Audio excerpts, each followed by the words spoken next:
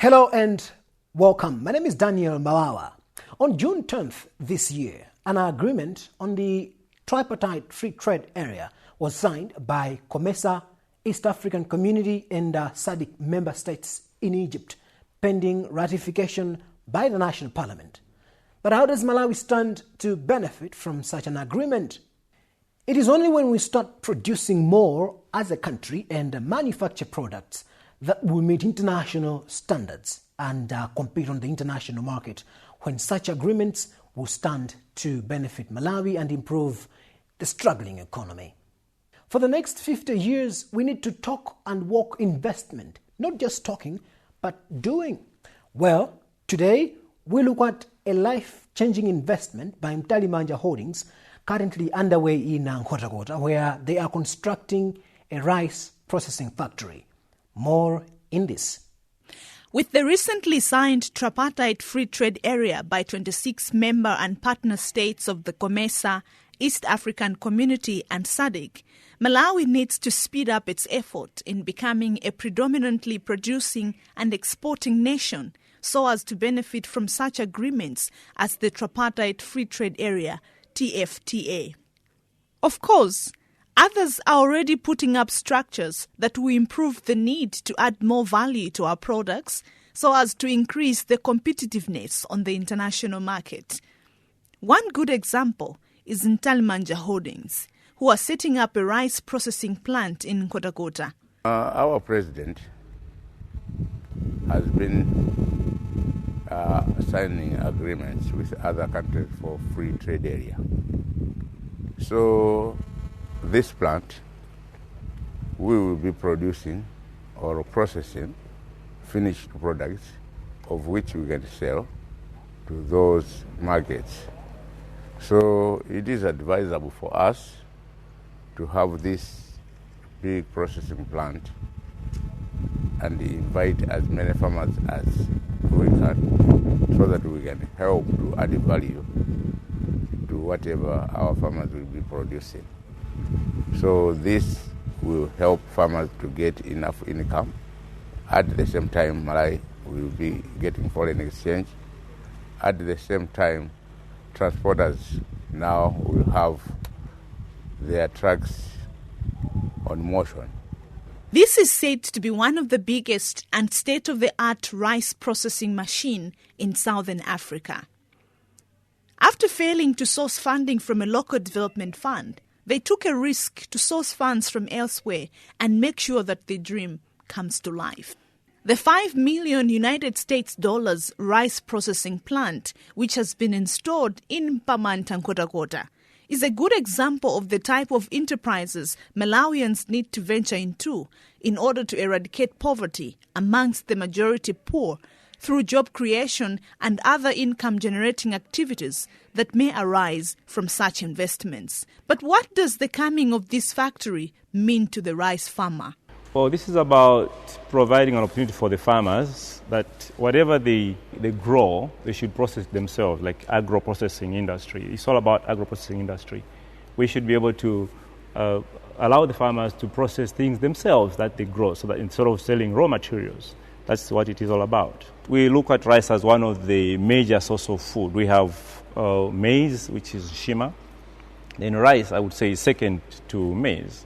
So at the same time, we thought people grow rice already, and then it's in abundance, and then it's one of the best rice in the world in terms of aroma and quality, whatever. So we thought it's better that we add value, rather the people themselves must add value. The people that feed us especially are the people in the rural. They grow this rice and they sell it to middle main, and then find that the people that eat rice are well-to-do people, but the people that grow the rice are still as poor as they were before. But apart from that, we just wanted to get the people add value to the produce, so at least by the end of the day, they have at least the benefit of the money and their effort that they put in the rice growing industry themselves. But with other companies also processing rice and getting their rice from almost the same area where rice is mostly cultivated by subsistence farmers using hand cultivation, how will Mtalimanja ensure continuous supply of rice to their plant, which demands at least 300 tons of rice per day? How will they be able to sustain export demands once the factory is commissioned, considering that currently rice is not produced in large quantities? The other companies buy produce from the farmers. Wow, we're different in the sense that we are not just going to buy produce from them. We are going to work with them right from the beginning to the end. If anything, we don't want them to work the way they work. We want to change the whole tradition. We want them to use tractors, because you're talking about there's been other people already in the industry. We are maybe number 5 or so in the industry, buying from the same source. Now, we don't expect rice to be that bulky, because we have so many now people demanding for the same commodity. So what we want to do is we want to multiply the source several times more, so that if they cultivate, we cultivate together, probably using machinery, and then we can have much more yield, and then they'll be part of the whole process themselves. We are going to build this together with them, process this, and then eventually they'll have to run this on their own. Now, for us to achieve that, you're talking about a lot of rice, which we cannot achieve as of now, particularly in Kota Kota, where we have a lot of other players also buying from the same farmers. We have to work very hard in the field to make sure that we use mechanized farming in this case, so that we can maybe probably grow several times more. If it means growing twice, we have to do that. If it means 3 times, we have to do that. And we, of course, want to maintain the same quality of rice, which is Kilombero and Fire, which is what is on demand on the market internationally. With the arrangement to involve farmers in the running of their affairs in rice production, how possible is it that farmers will not be subjected to exploitation, as it has been the case, say, in tobacco farming and other crops, where farmers have always complained of unfair deals from buyers? However, Ntalimanja Holdings say that farmers should expect a partnership that will be there to benefit both parties, with the farmer benefiting even more. We've all come from the villages where these local farmers are talking about. These local farmers actually are our parents, uncles, aunties, brothers and sisters that are in the village cultivating, feeding us in town. So we thought of going back, because these people are they've been left out. The people that are in the village are like people that, we look upon them like the people that are backward. Let them stay in the village, let's go in town. So these people struggle and they toil. So we thought, let's go back to the village, to our roots. So we thought we should work with these people, grow with them, let them be partners. This is different, because they're not just going to be farmers as per tradition. These are actually partners. This factory we have is actually theirs. They have got about 50% shares in this one. And then that one, they will actually have 2 people that they'll be voting for themselves to stay in the board to represent them every year. Probably they may decide to have it every 6 months or every year. They will be choosing.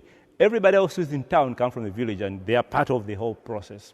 And then when these farmers grow, whatever we process, they will have the money going back to them. We might, as of now, we are buying rice from them at the government certified price. After processing the rice that we've bought, we shall be able to give them the dividends that we'll get, in terms of profit. I mean, after we get the profit, we give them the dividends, and then they will share the money with them, giving them back the money at the time when they need the money most, like rain season, December, when they don't have the money. So that's how we're going to work it out, so that they can get the benefit they deserve. We've got the technical know-how. They don't have the technical know-how, but they've got the land, they've got everything that it takes to develop this country. So let's go back to them, join hands with them, work together. And then together we can make a difference.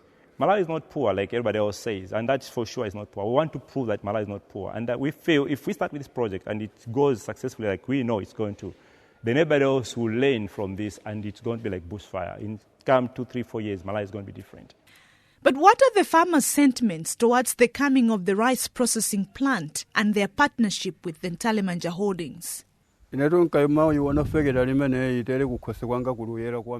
Every time I see that factory, I feel good, because it just shows that I will benefit more than I am doing now when the construction work at the factory is finished.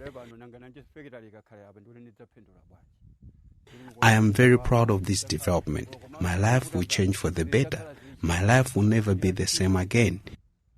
With the prices they are offering now and with what they are promising to offer, I am sure that even a car I will manage to buy. Mavuto amene timakumana nawo monga Ntalimanja asanabwere vuto lalikulu linali la nsika. Before these people came, we had problems with markets. There were no reliable markets where we would go and sell our rice. Vendors who buy rice from us were not offering good prices. And talking about the factory, this will improve our earnings since everything will be done right here. Instead of our rice being taken elsewhere for processing, we will be processing it right here. So as farmers, we are hoping that we will be even happier than we are now once this factory opens. Apart from the rice as the whole grain, other small factories are also expected to be introduced to process the rice husks and the rice powder into other products such as maheu, rice noodles, rice biscuits, and other products. Apart from rice production, Ntanimanja Holdings has also acquired a machine that will produce furniture from bamboo and another one for making cerelac from maize at its other factory in Kasia, Lilongwe. Wow, that's what we need to be talking about in the next 50 years or so if we are really serious about changing the country's economy. We need more doers than talkers.